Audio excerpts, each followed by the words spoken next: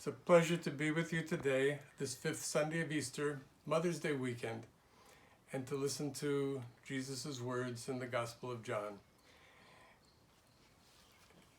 I want to start with a little story of a little boy, I suppose about 5 years old, and one morning he came up to me and asked me a question, and I later understood it because his mother told me that she would always point from the place where they were sitting in church there at St. Patrick's. She would point up to the altar, trying to teach him about Jesus in the Blessed Sacrament, and she would say, "God is up there."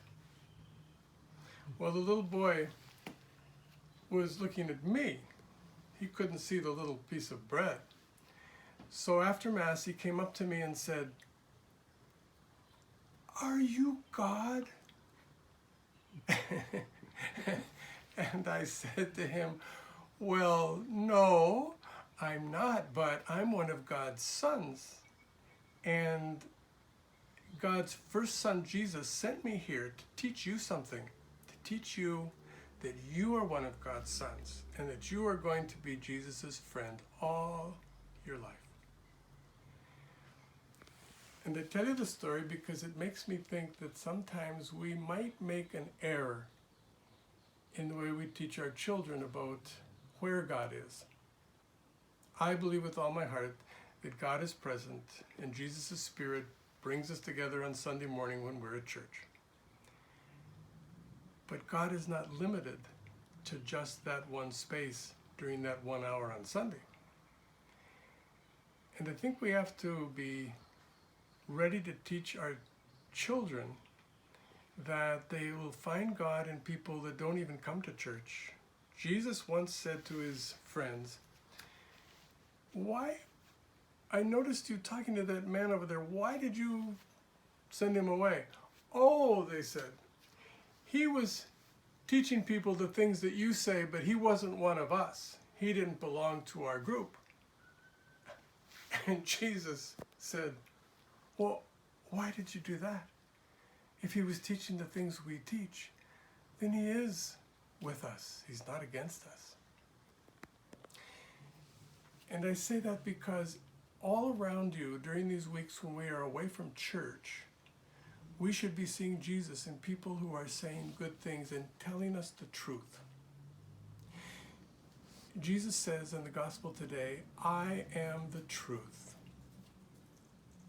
And he tells people to follow him because he has the truth and he will give them life and it will become eternal life. And I think if you open your eyes this week, you will see people who are telling you things that are of God, that are godly, that are good, that will bring you goodness in your life because they're telling the truth. Now, I want to end with a little piece of homework for the children, but really, I think any of you who are young people or adults will enjoy this as much as I have. There's a man on television right now, his name is Steve Hartman, and he's on the CBS News. And every Monday, he's putting out a new lesson for children, teaching them about kindness and other special virtues. I'm going to show you his website so that you can look him up. It is cbsnews.com/kindness 101. And there are at least a half a dozen lessons. And he is such a good teacher.